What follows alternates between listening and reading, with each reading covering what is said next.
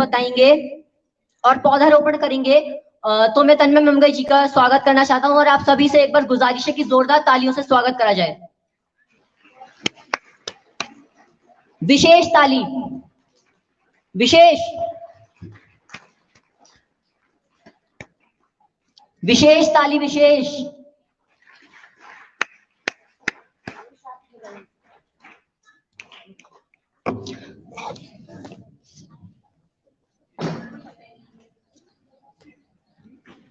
धन्यवाद आयुष।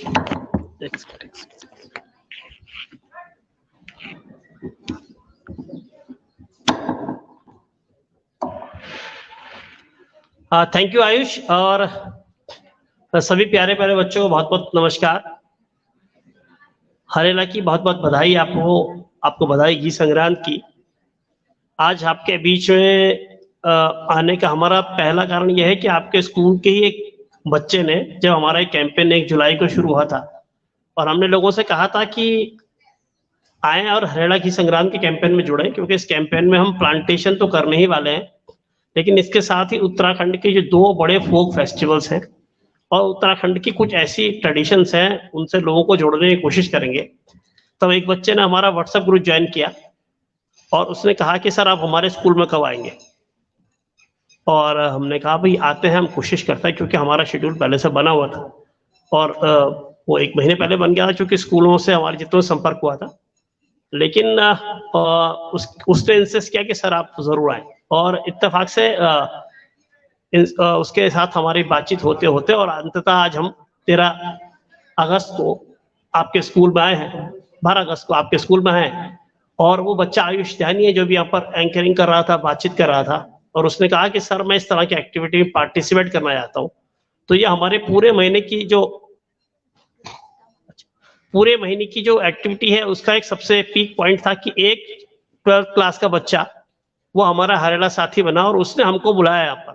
अदरवाइज हम स्कूलों में प्रिंसिपल्स के साथ या कोऑर्डिनेटर्स के साथ बातचीत करके स्कूलों में पहुंचते हैं, पर आपके स्कूल आने का एक ट्रिगरिंग पॉइंट आयुष ध्यानी भी रहा है, तो उसके लिए जोरदार क्लैपिंग। और दूसरा, आपकी प्रिंसिपल मैम जिससे पहले उन्होंने बताया कि वो सहस्त्रधारा में थी और तब हम लोगों ने एक दौर में आयोजन किया था हरेला का। वो कोरोना से पहले का पीरियड था और पिछले साल कोरोना होने से थोड़ा सा साल का हमारा शेड्यूल बनाने में दिक्कतें हो रही थी, क्योंकि स्कूलों का डायसिस का मामला हो रखा था कि स्कूल कैसे बिहेव करते हैं। लेकिन ये पूरा महीने का आज ये 29वां दिन है, ये 29th डे आज हमारे इस पूरे महीने का, जब हम रोज किसी ना किसी जगह जा रहे हैं, कुछ बच्चों से बातचीत कर रहे हैं और कुछ स्टाफ से बातचीत कर रहे हैं और उनसे रिक्वेस्ट कर रहे हैं कि वो हरेला और गीत संग्रांत के कैंपेन से जुड़ करके जिस धरती पे रहते हैं, जिस स्टेट में रहते हैं, उसके फोक फेस्टिवल्स को, उसके फोक ट्रेडिशंस को जानने की कोशिश करें। तो ये तो रही छोटी सी बातचीत। सबसे बच्चों, अभी अब बहुत सारे धूप में बैठे हुए, लेकिन अभी यहाँ पर थोड़ा जोश पैदा करेंगे। तो हम यहाँ पर 3 नारों के साथ आपके बीच में आए हैं। नारे तो हम लगाएंगे और उसके साथ छोटी सी कहानी बताएंगे और मैं अपनी बात समाप्त करूंगा। उसका सारिका राणा आएंगे मंच में। तो बेटा नारा है इस बार का, हमारा हरेला का हर बार का एक नारा है कि हम सब लोग मिलकर के सोचते हैं कि हमारा देश और ये दुनिया हरी भरी होनी चाहिए। तो हम हरेला के साथ, जो 16 जुलाई को हर साल सावन के पहली संक्रांति को मनाया जाता है, उसको हम हरेला मनाते हैं और धार पिछले 12 सालों से ऐसा कर रही है। तो उस पर एक नारा लगाते हैं हम हर साल। वो नारा लगाएंगे हम पहले और फिर बातचीत शुरू करेंगे। उस नारे से आप समझना है कि हम यहाँ क्या करने आए। वो नारा है, सुनो हरेला का संदेश, हरा भरा हो मेरा देश। हम सब चाहते हैं कि हमारा देश बहुत तरक्की करे, बहुत आगे बढ़े। इत्तेफाक से ये भारतवर्ष की 75वीं वर्षगांठ का वर्ष है और पूरे देश भर में तिरंगा के साथ यात्राएं की जा रही हैं, समारोह किए जा रहे हैं और देश इस बात का जश्न मना रहा है कि उसने आजादी के 75 साल पूरे किए हैं और पूरी अपनी अखंडता के साथ, अपनी सुरक्षा के साथ, अपने नागरिकों के अधिकारों के साथ हमारा देश लगातार आगे बढ़ रहा है। तो इस नारे को लगाएंगे सबके सब और उसके बाद हम हरेला और गीत संग्रांत के बारे में छोटी सी बात आपको बताएंगे। तो मैं नारा लगाऊंगा, पहली लाइन आप उसको रिपीट करेंगे और फिर दूसरी लाइन लगाऊंगा, उसको रिपीट करेंगे। सुनो हरेला का संदेश, लाउड लाउड, सुनो हरेला का संदेश, थर्ड लेवल, सुनो हरेला का संदेश, सुनो हरेला का संदेश, हरा भरा हो मेरा देश, हरा भरा हो मेरा देश, हरा भरा हो मेरा देश। अब वैसे आपने अच्छा लगा है, ऐसा नहीं कि बढ़िया लगा है, पर ऐसा लग नहीं रहा कि आप हरा भरा करने के लिए बहुत डेस्परेट है। आप लग रहा है हो जाएगा अपने आप। थोड़ा डेस्परेशन चाहिए ना देश को, दुनिया को हरा करने के लिए। तो इसलिए तो आज बेटा हम जिस पर्व के लिए आपके बीच में बातचीत करना है वो एक है हरेला। हरेला कितने बच्चे जानते हैं? हरेला इस बार छुट्टी थी, ठीक है। तो हरेला बेसिकली उत्तराखंड का एक ऐसा फेस्टिवल है बेटा, जो नाम हरेला वो कुमाऊं से आया है नाम। वहां पर क्या करते हैं कि जब जिस जमाने में पहाड़ में एग्रीकल्चर ही अकेला स्रोत था जीवन जीने का, तब ये जानने के लिए कि इस साल कौन सी अच्छी फसल होगी, मिट्टी में कुछ बीज रोपे जाते थे, और जो बेस्ट बीज होता था वो, जैसे मान लिया कोई फसल जिसका पौधा सबसे ऊंचा हो जाता था, वो कहते थे यार इस बार इसको हम लगाएंगे, इस बार इसकी खेती करेंगे। उसके बाद हरेला हुआ शुरू। और लेकिन इस अवसर पे क्या करते थे कि जो हमारे पहाड़ के लोग थे, जो पहाड़ों में बहुत दूर में रहते थे, वो क्या करते थे, पौधा जरूर लगाते थे, क्योंकि ये मौसम ऐसा था कि इसमें बहुत अच्छे पौधे लगाने के बाद वो अच्छे सर्वाइव करते थे। तो एक पब्लिक साइंस था, जिस साइंस को हम किताबों में पढ़ते हैं। ये देखिए ट्रेडिशन में एक साइंस था कि इस दिन पौधा लगाना है, और इस दिन अलग अलग तरह के पौधे लगाए जाते, और वो पौधे जो लगते थे वो फिर उसको एक रिचुअल था, उसके गीत गाए जाते थे, उसके बारे में बातचीत करी जाती थी, और पूरा एक ट्रेडिशन था, कई सालों तक रहा। हम लोगों ने अपनी संस्था के साथ इसको 2010 में करने का तय किया, और इस तरह से करने का तय किया कि हम चूंकि एग्रीकल्चर की दुनिया से तो बाहर आ गए हैं, हम सब लोग शहरों में रहते हैं, हम लोग अलग अलग, हमारे अलग अलग प्रोफेशन है, लेकिन आज की तारीख में हमको इस दुनिया को बहुत सारे पेड़ों की जरूरत है। दुनिया को जरूरत है पेड़ों की कि नहीं, ये बताओ, है ना? इसलिए जरूरत है, और आपको ज्यादा जरूरत है जो बच्चे बैठे हैं, क्योंकि आपको अभी और लंबा समय इस दुनिया में गुजारना है। तो इसलिए जरूरत है पेड़ों की बेटा, क्योंकि इतने सारे शहर बन रहे हैं, इतने सारी बिल्डिंग्स बन रही हैं, उसके लिए बहुत सारे पेड़ काटे जा रहे हैं। इतनी बड़ी पॉपुलेशन हो रही है, उसके लिए बहुत सारे पेड़ काटे जा रहे हैं ताकि लोग रह सके। तो जब पेड़ काटे जाएंगे तो क्या कम हो जाएगा दुनिया में? ऑक्सीजन। क्या कम हो जाएगा दुनिया में? पानी। क्या कम हो जाएगा दुनिया में? मिट्टी। इसलिए पेड़ों को लगाना जरूरी है। तो सारी गवर्नमेंट्स कैंपेन चलाती है कि पेड़ लगाओ, लेकिन गवर्नमेंट के कैंपेन चलाने से पूरी बात नहीं होगी, हमको भी एज एन इंडिविजुअल पौधा लगाना है। तो हमारी सबसे अपील रहती है बच्चों से विशेष, क्योंकि बच्चे आज सुन के जाएंगे और घर में लगाएंगे, अपने गमले में लगाइए, अपने आसपास किसी भी जगह लगाइए, और उसे लगाने के साथ उसे बचाने का काम भी करना, ठीक है?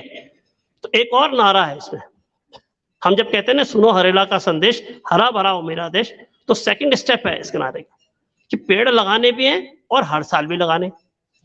तो पहले तो एक प्लेज लेंगे हम कि चप्पा चप्पा हरा करेंगे, हरियाली से धरा भरेंगे, यानी कि हमको हर जगह ग्रीनरी चाहिए। जैसे आपका स्कूल इतना लश ग्रीन दिख रहा है अभी, तो अच्छा लग रहा है हमको, हम आए हमें बहुत अच्छा लगा। तो इसलिए हमको जहां पर भी हमको लगता है कि ग्रीनरी होनी चाहिए, उसके लिए हमको प्लांट्स लगाने, पौधे लगाने। तो नारा लगाऊंगा फिर से, और जोश से करेंगे। भले मैं मान रहा हूँ कि धूप बहुत तेज है, दिक्कतें हो रही है, लेकिन थोड़ा सा कष्ट सहना पड़ता है। इस देश जब आजाद हुआ होगा आज से 75 साल पहले, तो बहुत सारे लोगों ने अपना घर बार जीवन बलिदान किया हुआ, तभी देश अच्छा बना। तो ऐसे ही थोड़ा सा ट्रेडिशन, थोड़ा सा इस दिन हमको भी थोड़ा सा कष्ट सहना। तो दूसरा नारा लगाएंगे, चप्पा चप्पा हरा करेंगे, हरियाली से धरा भरेंगे। चप्पा चप्पा हरा करेंगे, ऐसे नहीं होगा। हरा हरा करने के लिए बहुत ताकत लगानी पड़ेगी, तो थोड़ी ताकत से बोलो और जोश से बोलो। चप्पा चप्पा हरा करेंगे, चप्पा चप्पा हरा करेंगे, चप्पा चप्पा हरा करेंगे, हरियाली से धरा भरेंगे, हरियाली से धरा भरेंगे, हरियाली से धरा भरेंगे। मकसद क्या है कि हम सब एज एन इंडिविजुअल, व्यक्ति के तौर पर, जहां हमको दिखती है वहां पर हम पौधे लगाएंगे और उसको हरियाली पैदा करेंगे। क्योंकि हरियाली इस दुनिया में इसलिए जरूरी है कि जो हम सांस लेते हैं वो ऑक्सीजन, जो पानी पीते हैं वो सब चीजें उस हरियाली से कहीं ना कहीं कनेक्टेड और पैदा होता है। और तीसरी बात, जो दूसरा फेस्टिवल है घी संग्राम, जैसा मैंने बताया कि हरेला है उत्तराखंड का बड़ा फेस्टिवल जिसकी छुट्टी होने लग गई है। एक दूसरा फेस्टिवल है घी संग्राम। घी संग्राम घी त्योहार बोलते हैं, कुआं हमारे यहाँ बोलते हैं घी संग्राम। घी संग्राम अगला महीना जो भादों का महीना होता है उसकी 1 तारीख होती है। इस दिन क्या होता है कि जहां फिर ये पहाड़ का ट्रेडिशन है कि इस दौरान बहुत घास होती थी, तो घास होती थी, गाय खाती थी बहुत सारी घास, तो देती थी दूध, दूध से बनता था घी। तो जितने लोग उस जमाने में, जब आपके पास ड्राई फ्रूट्स और दवाइयां नहीं थी, तो आपको इम्यूनिटी बूस्ट करने के लिए, अपनी ताकत बढ़ाने के लिए हम लोग घरों में घी खिलाया करते थे। और विशेष रूप से जो लड़कियां थी, जब अपने मायके में आती थी, क्योंकि उन दोनों बहुत मेहनत करनी पड़ती, तो उनके माएँ उनको घी और भरी रोटी खिलाती थी। तो एक ट्रेडिशन था जो पहाड़ों में बहुत समय से विद्यमान था। हमने इसको उत्तराखंड के जितने भी अनाज है, जितने भी पहाड़ में जो अनाज होते हैं, वहाँ का जो फूड है, वहाँ के बहुत सारी फूड हैबिट्स हैं, उसका एक फेस्टिवल बनाया। और हर साल घी संक्रांत में हम सब मिलकर के पहाड़ का अन्न और भोजन अपने उसमें शामिल करते हैं। जैसे आयुष जानी ने भी एक नारा लगाया था कि वृक्ष लाकर धरा सजाएं, अन्न हिमालय का अपनाएं। तो हमने 2 टास्क दिए, एक तो पौधे लगाने और उसके साथ पहाड़ का जो अनाज है उसको खाना है। इसलिए खाना है ताकि आपकी बॉडी को अच्छी इम्यूनिटी मिले, क्योंकि वो जो पहाड़ में पैदा होता है वो चूंकि फर्टिलाइजर का इस्तेमाल नहीं होता, वो एक सुपर फूड कहलाता है, यानी कि बहुत एनर्जी देता है और बहुत ताकत देता है। तो जो इससे धूप से लड़ने की क्षमता भी ना वही देगा, ठीक है। तो ये रहा हमारे 2 फेस्टिवल। इन 2 फेस्टिवल्स का बेटा इसलिए जानो, ऐसे ही उत्तराखंड के कई और फेस्टिवल्स, इगास होता है, फूलदेई होता है। फूलदेई सुना किसी बच्चे ने?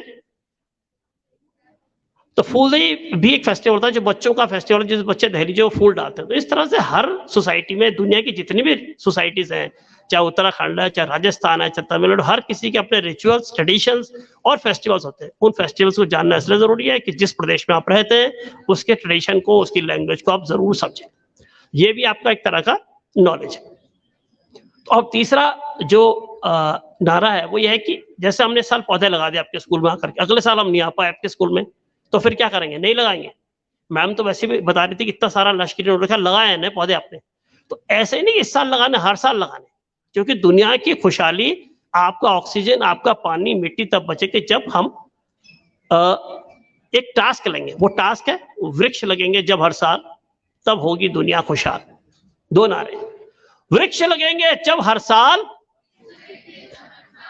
वृक्ष लगेंगे जब हर साल, वृक्ष लगेंगे जब हर साल, तब होगी दुनिया खुशहाल।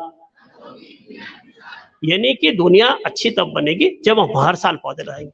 जितने भी लोग हैं सबको लगाना है, जो जगह है वहां लगाना है, जगह नहीं है तो गमले में लगाना है। हमको नेचर से, एनवायरनमेंट से कनेक्टेड होते हुए उसके प्रति सेंसिटिव होने की जरूरत है। इसकी फिलॉसफी तो बहुत बड़ी है, पर अभी आज आप छोटे बच्चे हैं तो हम आपसे इतनी ही बात करेंगे।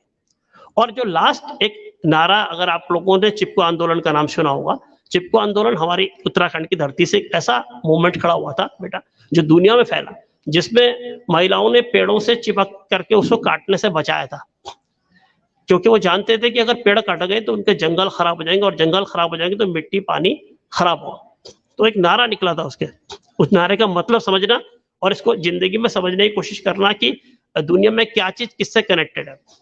तो नारा था कि क्या है जंगल के उपकार, यानी कि जो जंगल है, फॉरेस्ट है, आपके पहाड़ों में दूर बड़े बड़े फॉरेस्ट दिखते हैं ना, उनका क्या आपके पास उपकार क्या है? वो आपको क्या दे रहे हैं? वो आपको दे रहे हैं मिट्टी, क्योंकि उनके पत्तों से मिट्टी बनती है। वो आपको देते हैं पानी, क्योंकि वो पानी को प्रिजर्व करते हैं अपनी जड़ों से, और देते हैं ठंडी हवा। देहरादून में ठंडी हवा आती है ना, वो वहीं से जंगलों से आती है। तो जंगल, उसका नारा था, इसके साथ अपनी बात समाप्त करूंगा। वो नारा था कि क्या है जंगल के उपकार, मिट्टी, पानी और वायु। जंगल के हमारे पास उपकार हैं, जो आप सांसें ले रहे हैं, जो हम पानी पी रहे हैं, जो हमारे तक मिट्टी आ रही है, वो उस जंगल की देन है। इसलिए हमको जंगल को क्या बोलना चाहिए? थैंक यू, ताकि वो हम ये दुनिया बचे। तो हम इस नारे को लगाएंगे और मैं अपनी बात को समाप्त करूंगा। आप बहुत धूप लग रही है, मैं समझ सकता हूँ, लेकिन बेटा कुछ कष्ट इसलिए सहने पड़ते हैं कि ये दुनिया अच्छी बने। हम सब अपनी घरों से निकल करके आपसे बात करने इसलिए आए हैं कि ताकि दुनिया अच्छी बने, और आप भी इस बात को अपने जीवन में जरूर उतारेंगे। तो मैं इस नारे के साथ अपनी बात समाप्त करूंगा। नारा है, क्या है जंगल के उपकार, क्या है जंगल के उपकार। जंगल को थैंक यू बोलना है बेटा। आप सांसें ले रहे हो, आप मिट्टी, जिस धरती पर आप बैठे हो मिट्टी वहां से आ रही है, तो इसलिए उपकार, थैंक यू बोलने के लिए जोर से नारा लगाना। क्या है जंगल के उपकार, क्या है जंगल के उपकार, क्या है जंगल के उपकार? मिट्टी, पानी और बयार। बयार का मतलब समझते हो ना, हवा। मिट्टी, पानी और बयार, मिट्टी, पानी और बयार। और इस नारे को पलट देंगे, या आप भविष्य में भी अपनी जो असेंबलीज होगी उसमें आप इसको याद कर सकते हैं। तो मैं बोलूंगा मिट्टी, पानी और बयार, आप बोलेंगे ये है जंगल के उपकार। ठीक है, याद रहे कि ये जंगल हमको दे रहा है। तो मिट्टी, पानी और बयार, मिट्टी, पानी और बयार, मिट्टी, पानी और बयार। तो जंगल को थैंक यू बोलेंगे, थैंक यू बोलेंगे इस आसमान को जो हमें पानी देता है, थैंक यू बोलेंगे इस धरती को जो हमको जिस अन्न खा रहे हैं, जो भोजन खा रहे हैं वो हम सबको मिल रहा है। तो इसके साथ आपको बहुत बहुत धन्यवाद। मैं भी SGRR तालाब का पढ़ा हूँ, यहाँ बिंदाल के मेरे बहुत सारे फ्रेंड्स हैं। अभी भी आज हमारा एक बहुत बड़ा ग्रुप है व्हाट्सएप का जिसमें हम याद करते हैं, और अच्छा लग रहा है इतने साल बाद SGRR में आना। उसको बहुत अलग शेप में देख रहे हैं हम। पहले हम लोग जिस स्कूल में रहते थे उस स्कूल से बहुत बदला हुआ, बहुत अच्छा और बहुत सुंदर स्कूल दिख रहा है। तो अच्छा लग रहा है, होमली फीलिंग हो रही है। तो सब बच्चों को, ये हमारे दोस्त हैं, क्योंकि मैं इन्हीं की तरह किसी दिन व्हाइट शर्ट और ग्रे पैंट पहन के बैठा रहता था सामने, तो अच्छा लग रहा है। थैंक यू बच्चों, थैंक यू तो बोल दो, बाय।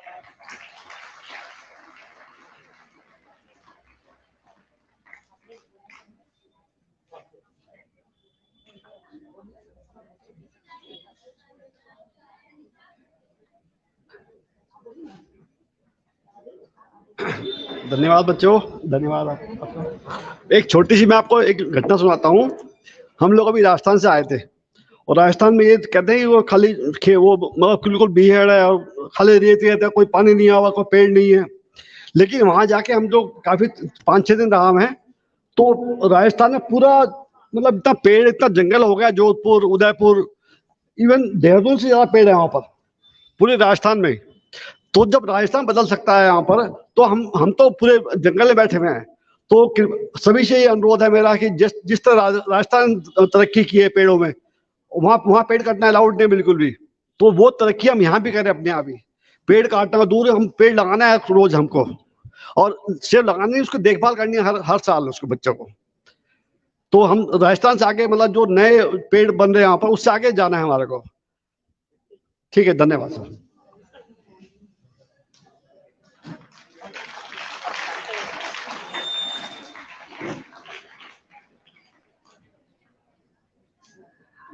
हेलो बच्चों, सबसे पहले तो आप सबका थैंक यू, प्रिंसिपल मैम का भी थैंक यू।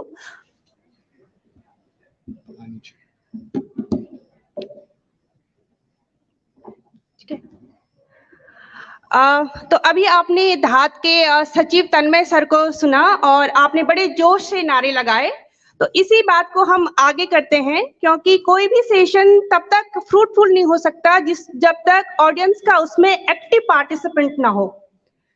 तो बच्चों, अभी जो माहौल चल रहा है वो चल रहा है स्वतंत्रता दिवस का, 15 अगस्त का माहौल चल रहा है ना।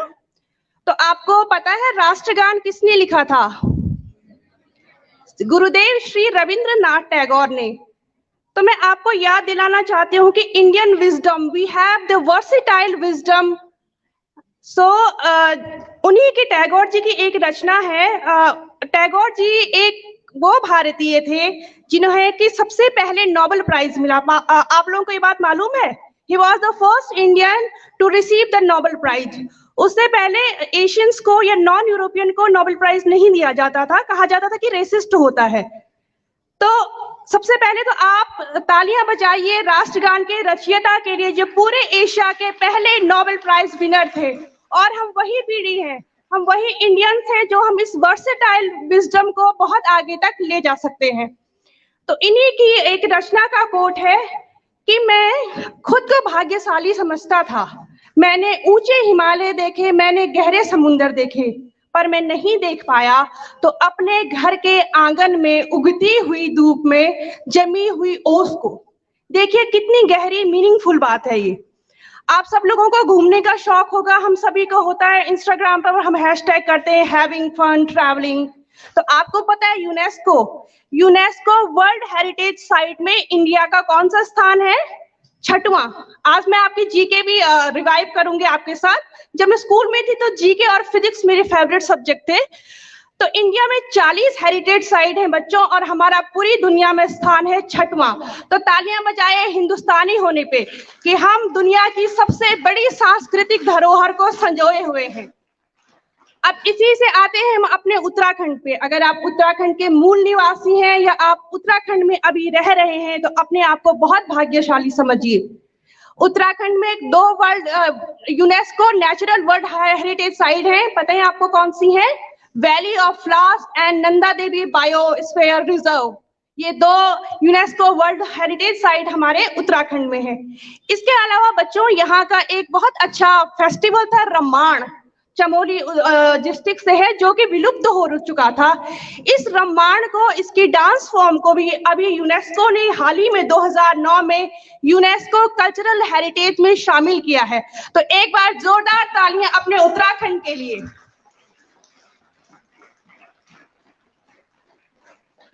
आप थैंक यू बच्चों। मैं आपको अपना एक संक्षिप्त परिचय दे देती हूँ। मैं सारिका राणा हूँ। वैसे तो मेरी अपनी संस्था है आनंदी शिरोज और मैं बायोटेक्नोलॉजी से पोस्ट ग्रेजुएट हूँ। इसके अलावा मैं 7 साल बायोफ्यूल रिसर्च में थी, बायो ईंधन में। और इसके अलावा मैं नीति आयोग का प्रोग्राम है अटल इनोवेशन मिशन, इससे भी जुड़ी हुई हूँ। मेंटर ऑफ चेंज हूँ for science and technology promotion. तो अब आप सोच रहे होंगे जब इतना कुछ है तो मैं धात जैसी संस्था से क्यों जुड़ी हूँ। तो बच्चों हम सबके जीवन में आदर्श होते हैं, मेरे भी कई आदर्श हैं। उसमें से एक है स्टीव जॉब्स। स्टीव जॉब्स ने कहा था स्टे हंग्री स्टे फुलिश। पता है आपको स्टीव जॉब्स कौन है? एप्पल के फाउंडर हैं, the man who gave us life altering technology, जिसने मानव जीवन के चेंज करने वाली टेक्नोलॉजी दी। तो उन्होंने कहा था स्टे हंग्री स्टे फुलिश। इसका मतलब ये नहीं कि भूखे रहो या मूर्ख रहो, इसका मतलब है कि जिज्ञासु बनो। जहां पे भी अभी को आपको चांस मिलता है उस ज्ञान को सीखो। तो धात में मुझे ये बात लगी, इस संस्था में मैं हरेला से जुड़ी। अब हरेला एक बहुत कॉमन वर्ड है, आपके स्कूल में भी बनाया गया है। अब धात का हरेला क्यों खास है? इनके देखिए 2 मकसद हैं। एक तो वृक्ष लगाओ, हमारी ज्योग्राफी, उत्तराखंड की ज्योग्राफी ही सबसे अलग है, तो हमारे यहाँ उगने वाले पेड़ पौधे ही सबसे अलग हैं, इसीलिए हमारा कल्चर ही सबसे अलग है। तो इनके जो मुख्य उद्देश्य मुझे लगा कि जो पेड़ बचाना है, इसके पीछे मकसद है कि उत्तराखंड की ज्योग्राफी को, यहाँ के नेचुरल जो प्लांट्स है, फोना है, फ्लोरा फोना, उनको संरक्षित किया जाए। दूसरा है इनका अनाज, हमारे जो अन्न है इसको अपनाएं। हमारी geography, we are living in the extreme environment, तो हमारी ज्योग्राफी ही अलग होगी, हमारा उगने वाला अन्न ही अलग होगा। तो इस अन्न को प्रोत्साहन करने के लिए तो एक बार जोरदार तालियां धात और हरेला के इनिशिएटिव के लिए। थैंक यू बच्चों। एक छोटी सी बात मैं आपको और आज याद दिलाती हूँ। जब हम ब्रिटिश के अंदर थे, उत्तराखंड जब ब्रिटिश के अंदर था, तो हमारे तीसरे कमिश्नर थे ट्रेल के बारे में आपने सुना है? ट्रेल के नाम से एक दर्रा भी है ट्रेल पास। तो देखिए इन हवाओं में, हमारी संस्कृति में, उत्तराखंड के लोगों में कुछ ऐसा है कि ये हर इंसान की मानसिकता को बदल सकते हैं। आप कभी पढ़िएगा ट्रेल के बारे में, तो वो यहाँ की संस्कृति से इतनी प्रभावित हुए। कहा जाता है कि जो ट्रेड के लिए, व्यापार के लिए तिब्बत का रास्ता जब वो देख रहे थे, नैनसिंग के बारे में भी आप पढ़िएगा, तो उनकी आंखों की रोशनी चली गई। तो हमारे गढ़वाल में होता है, पूजा पाठ में संकल्प किया जाता है कि भगवान मैं ठीक हो गया तो मैं ये करूंगा। तो कहा जाता है कि जो हमारी नंदा देवी राजजात यात्रा है, आपको नंदा देवी राजजात यात्रा पता है बच्चों? एशिया की सबसे बड़ी पैदल यात्रा है नंदा देवी राजजात यात्रा। तो उसको इन्होंने फिर से आरंभ किया। इन्होंने केदारनाथ की पैदल यात्रा की। देखिए एक कृष्णर और कमिश्नर जो ब्रिटिश हम पे रूल करते थे, जब उसने ही उस मानसिकता को बदल दिया हमारे पहाड़ों में, तो हम कितने गौरवशाली हैं कि इस हिमालय में हम रह रहे हैं और इसको बचाना, इसकी संस्कृति को बचाना हमारे हाथों में है। तो बच्चों आप इस हरेला के अभियान से जुड़िए। अभी जैसे सर ने बताया स्मृति वन, तो स्मृति वन को वैसे तो धात की टीम एक स्वर में बोलती है कि हमने एक जगह में पेड़ लगाए हैं, वन बना रहे हैं। अब मैं अपनी नजरों से बताती हूँ बच्चों, मैंने स्मृति वन को क्या देखा। मुझे एक ही दिन जाने का मौका मिला। सबसे पहले तो स्मृति वन जो एरिया है, एक शायद कोई बंजर जमीन रही होगी जहां पे वेजिटेशन नहीं है, कोई भी पेड़ या प्लांट नहीं था।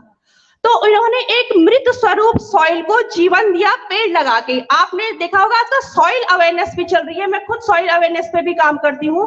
तो पहले तो इन्होंने उसको सॉइल को एक जीवन दिया, वहां पे पेड़ लगाए। अब वो सिर्फ पेड़ नहीं लग रहे हैं, वो पूरा एक इकोसिस्टम डेवलप होगा। खाद डाल रहे हैं, मिट्टी डाल रहे हैं, डिकम्पोजर होंगे, उन पेड़ों पे पक्षियां आएंगी, हर्बीवोर आएंगे। तो वो सिर्फ एक वन नहीं है, पूरा एक इकोसिस्टम डेवलप हो रहा है। तो आप लोगों को कभी भी मौका मिले स्मृति वन जाइए, श्रमदान करिए, या अपने किसी परिजन की स्मृति में यहाँ पे पेड़ लगाइए, या उत्तराखंड के किसी भी महान, आप गौरा देवी की स्मृति में वहां पे मन लगाइए बच्चों ग्रुप करके, आपको खुद बहुत अच्छा होगा। और इस प्रकार से मैं अपनी बात को यहीं समाप्त करती हूँ। मुझे आशा है कि मेरा संदेश, धात की बात आप लोगों के मन में पहुंच गई होगी। बहुत बहुत धन्यवाद मुझे सुनने के लिए।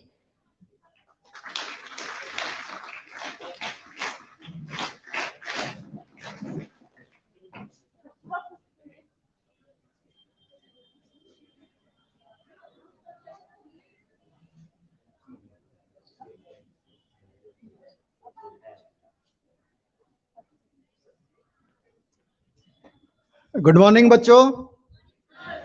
मेरा नाम गणेश सुनियाल है और मैं धात संस्था से पिछले 4 साल से जुड़ा हुआ हूँ।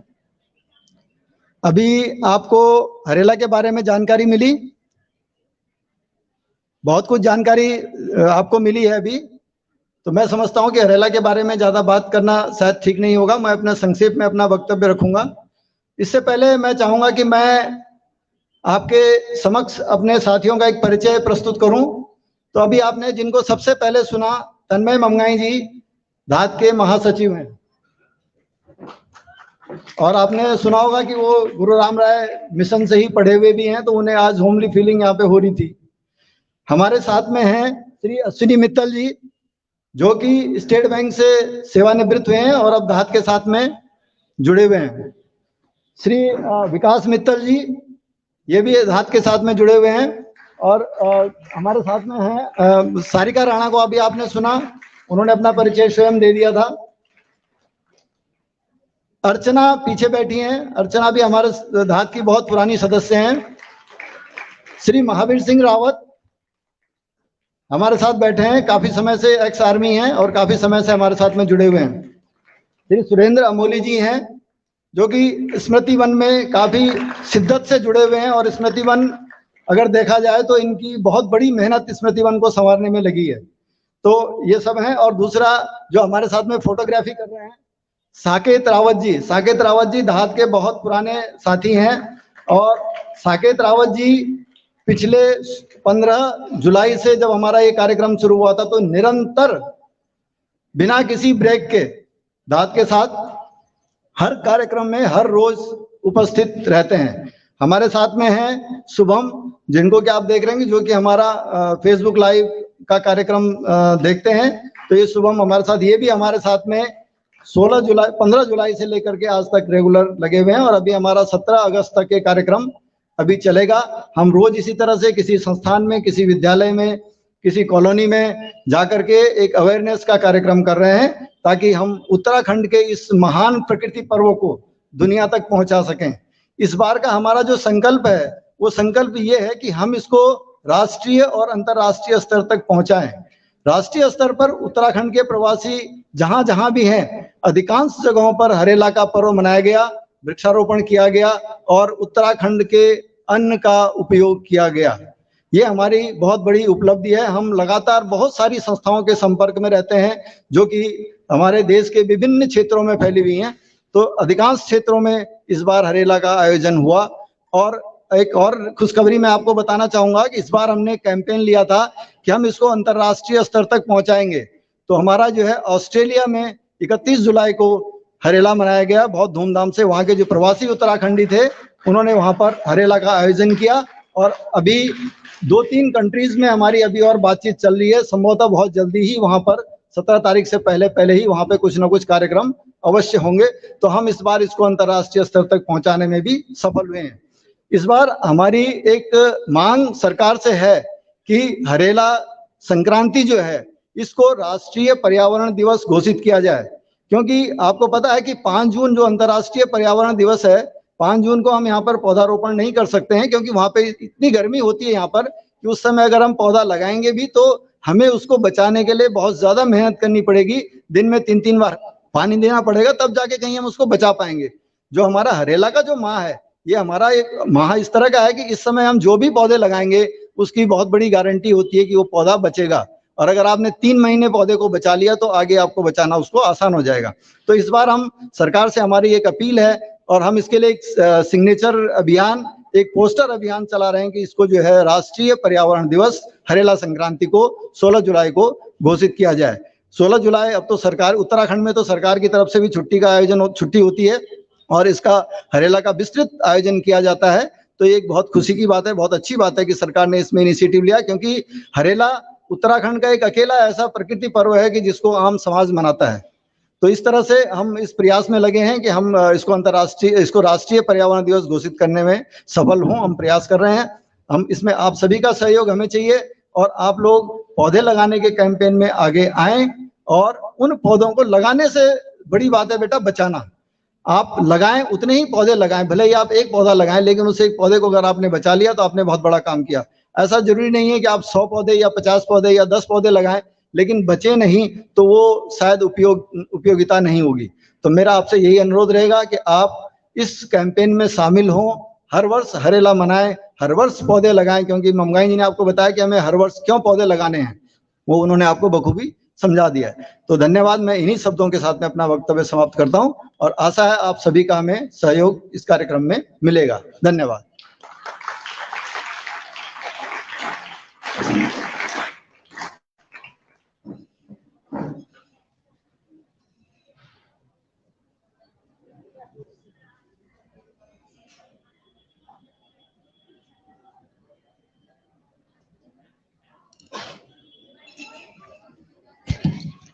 हेलो।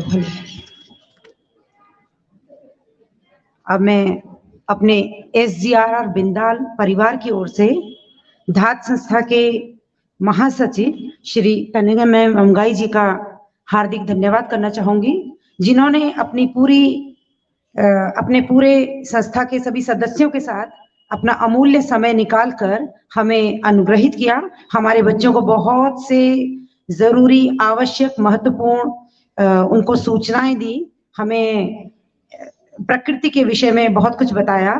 और उनके साथ जितने भी सदस्य यहाँ पर आए थे, श्री विकास मित्तल जी, सारिका रावत जी, अर्चना मैम, महेंद्र सिंह रावत जी, सुरेंद्र अमोली जी एवं साकेत रावत जी तथा शुभम जी, मैं सभी का धन्यवाद करना चाहूंगी कि उन्होंने हमारे विद्यालय में आकर पर्यावरण से संबंधित ये हरेला कार्यक्रम का आयोजन किया। और विशेष रूप से मैं अपने विद्यालय की प्राचार्य जी श्रीमती भावना उपमन्यु जी का धन्यवाद करना चाहूंगी, जिनके सौजन्य से यह कार्यक्रम संपन्न हो सका।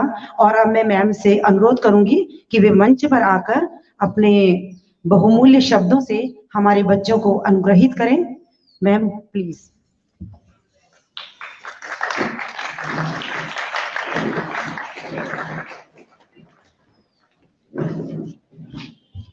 A very blessed life to one and all, and my heartiest welcome to Ghag team. So shall we welcome them? And they have done lots of things. बहुत सारे काम किए हैं उन्होंने पेड़ों के लिए, ऑक्सीजन के लिए पेड़ बहुत जरूरी, तो उनका एक अच्छे से वेलकम करें। हम कौन सी ताली बजा के, पंचताली बजा के एक बार वेलकम करें। 1 2 3 start.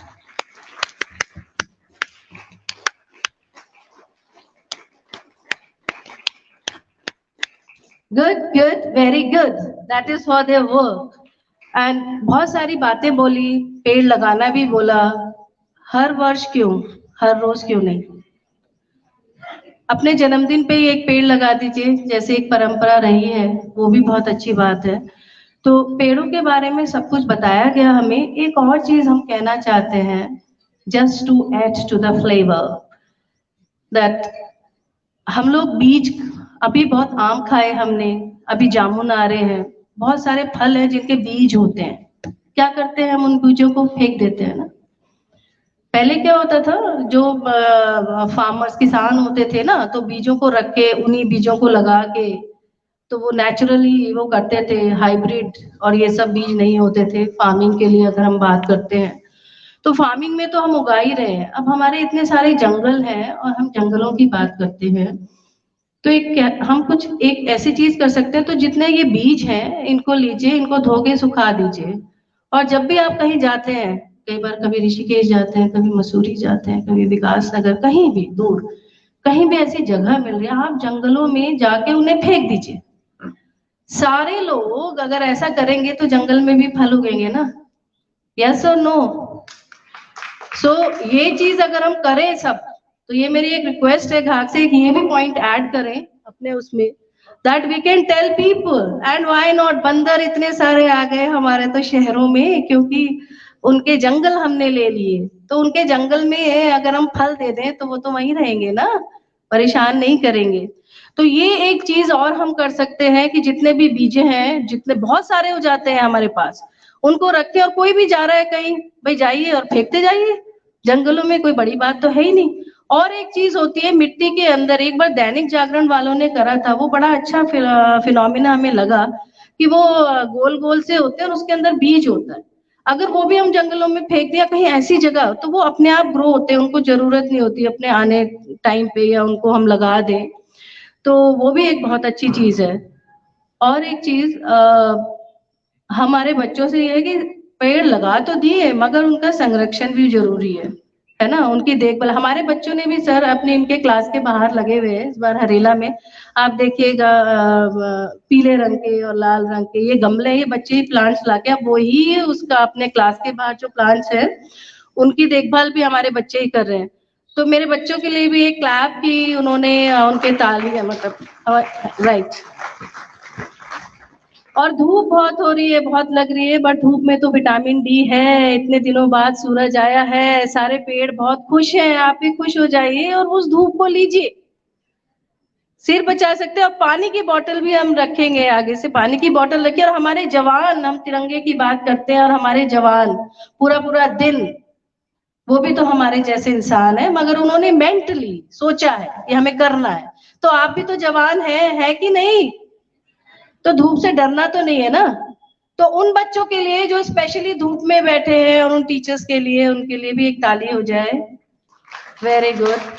So God bless the universe में ब्लेस अस ऑल। बस यहीं पे एक मैं अपने वाणी को विराम देना चाहूंगी ये कहते हुए, लेट मी सी बच्चे क्या कहते हैं। वृक्ष की रक्षा कौन करेगा? जोर से बोलो, वृक्ष की रक्षा कौन करेगा? हम करेंगे। और उसके अलावा मम्मी करेंगी, पापा करेंगे, भाई बहन करेंगे, सबसे कराओगे ना। वृक्षों की रक्षा कौन करेगा?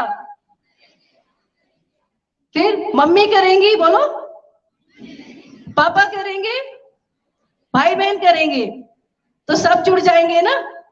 यस। और हम भी करेंगे, हम भी करेंगे, हमारे टीचर्स भी करेंगे। God bless you all. जय हिंद। भारत माता की, भारत माता की, भारत माता की।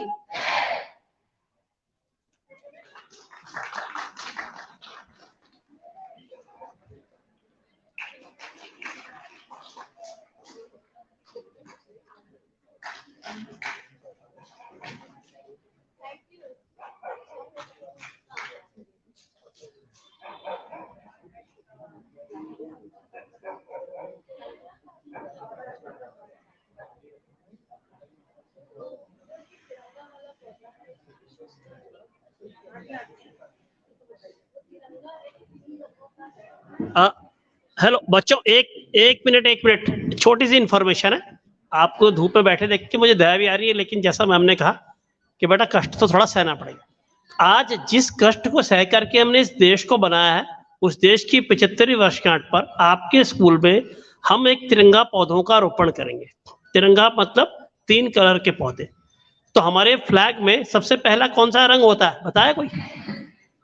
कौन सा? हाँ, तो पहला होता है केसरिया। जो केसरिया रंग होता है उसका पौधा लगेगा गुलमोहरी, मालूम होना चाहिए। दैट एक गुलमोहर होता है, बड़ा होता है गुलमोहरी। दूसरा पौधा, दूसरा कलर कौन सा था फ्लैग का हमारे? व्हाइट ना। हाँ, तो व्हाइट में कौन सा लगेगा पौधा? व्हाइट में लगेगा प्लुमोरिया का पौधा। प्लुमोरिया बहुत अच्छे फूल होते हैं और उसमें सफेद रंग के फूल आते हैं। और तीसरा पौधा लगाएंगे ग्रीन कलर का, जिसमें फूल नहीं तो ग्रीन कलर का, बहुत लश ग्रीन कलर का पौधा होता है और सबके सब पौधे 8 फुट के होते हैं। उसका नाम होता है एलिस्टेनिया। तो यानी कि हमारा एक फ्लैग बनेगा तिरंगे से आपके स्कूल के राइट हैंड साइड पे, जहां मैम अलाउ करेंगे, और हम इस तरह से तिरंगा पौधा लगाएंगे और अपने देश के उन सभी शहीदों को, उन सेनानियों को याद करेंगे जिन्होंने हमको एक ऐसा देश दिया जिसमें कि आजादी से रह सकते हैं और पढ़ सकते हैं। तो ठीक है, तो भारत माता की जय के साथ उस पौधे को लगाएंगे हम। तो सब बोलेंगे भारत माता की, भारत माता की जय हिंद।